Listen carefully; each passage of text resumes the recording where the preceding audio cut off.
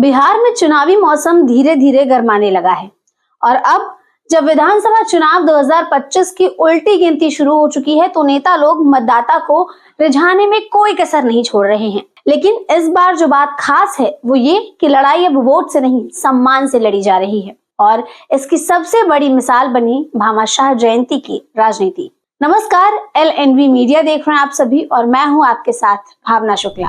आज हम बात करेंगे एक ऐसे आयोजन की जो सुनने में तो सांस्कृतिक है मगर असल में इसके पीछे छुपा है राजनीतिक खेल। बिहार की राजनीति में अब भामाशाह का नाम गूंज रहा है। सवाल ये है, भामाशाह कौन थे और उनके नाम पर आखिर क्यों जेडीयू और आरजेडी में होड़ मच गई है। चलिए शुरुआत करते हैं। भामाशाह मेवाड़ के महाराणा प्रताप के समय के ही महान दानवीर थे। इतिहास में उन्हें एक ऐसे व्यक्ति के रूप में जाना जाता है जिन्होंने अपना सारा धन देश और धर्म के लिए न्यौछावर कर दिया। उन्होंने महाराणा प्रताप को युद्ध के समय इतना धन दिया था कि वो दोबारा सेना खड़ी कर सके। आज के समय में भामाशाह को वैश्य समुदाय अपना गौरव मानता है। बिहार में वैश्य समाज की आबादी भले ही बहुत बड़ी ना हो लेकिन उनकी आर्थिक और शहरी राजनीति में मजबूत पकड़ है। भामाशाह जयंती के मौके पर पटना स्थित जेडीयू मुख्यालय में भव्य कार्यक्रम आयोजित हुआ। मंच पर खुद मुख्यमंत्री नीतीश कुमार मौजूद रहे। उनके साथ थे पार्टी अध्यक्ष उमेश कुशवाहा, प्रवक्ता राजीव रंजन और मंत्री विजय चौधरी। नीतीश कुमार ने मंच से ही कहा, भामाशाह सिर्फ दानवीर नहीं थे बल्कि समाज के लिए एक प्रेरणा थे। हमारी सरकार हमेशा व्यापारियों को और पिछड़े वर्गों के साथ खड़ी रही है। कार्यक्रम में बड़ी संख्या में वैश्य समाज के लोग पहुंचे थे। कई जिलों से आए व्यापारी, नेता और जेडीयू कार्यकर्ताओं ने इसे एक विशाल प्रदर्शन में बदल दिया। जेडीयू का कार्यक्रम खत्म भी नहीं हुआ था कि दोपहर में आरजेडी ने भी अपनी रणनीति पेश कर दी। आरजेडी दफ्तर में भामाशाह जयंती पर अलग आयोजन किया गया। इसमें तेजस्वी यादव, जो इस समय बिहार विधानसभा में नेता प्रतिपक्ष हैं, खुद कार्यक्रम में पहुंचे। उनके साथ वरिष्ठ नेता और कई व्यापारी संगठनों के प्रतिनिधि भी मौजूद थे। तेजस्वी ने कहा, भामाशाह जैसे महापुरुषों को याद करना सिर्फ समारोह नहीं है, ये समाज के प्रति हमारी प्रतिबद्धता भी है। अब सवाल ये है कि एक ही दिन एक ही महापुरुष और दो अलग अलग पार्टियां, ये संदेश क्या जा रहा है और किसे जा रहा है। बिहार में ओबीसी यानी पिछड़ा वर्ग का वोट बैंक सबसे बड़ा है। वैश्य समाज इसी श्रेणी में आता है।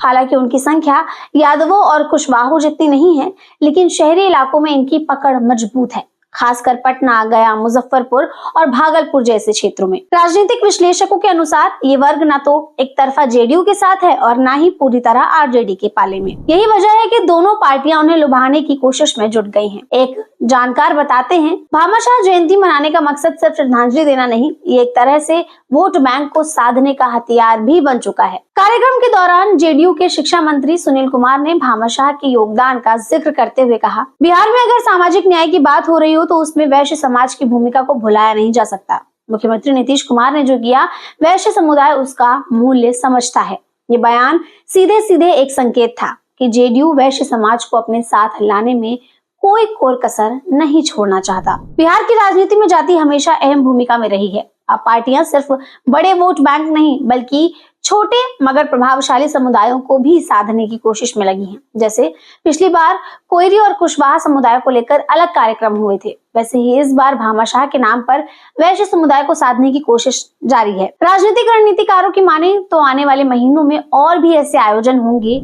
कोई कर्पूरी ठाकुर की जयंती मनाता हुआ नजर आएगा, कोई बाबा साहब अम्बेडकर पर सम्मेलन करेगा और कोई लोहिया को लेकर रैली निकालेगा। मतलब साफ है, जातीय पहचान अब चुनावी मैदान का सबसे तेज हथियार बन चुकी है। सवाल अब ये है कि क्या सिर्फ भामाशाह जयंती मनाने से वैश्य वोट किसी पार्टी की झोली में आ जाएगा? इसके जवाब में चुनावी विशेषज्ञ कहते हैं, ऐसे आयोजन वैश्य समाज को भावनात्मक रूप से जोड़ते हैं लेकिन अंतिम वोट किसे जाएगा ये स्थानीय उम्मीदवार, क्षेत्रीय मुद्दे और राजनीतिक वादों पर भी निर्भर करता है। यानी भामाशाह जयंती तो एक शुरुआत है, असली मुकाबला तो तब होगा जब घोषणा पत्र सामने आएंगे, जब मुद्दों की बात होगी और जब विकास और सुरक्षा के सवाल उठेंगे।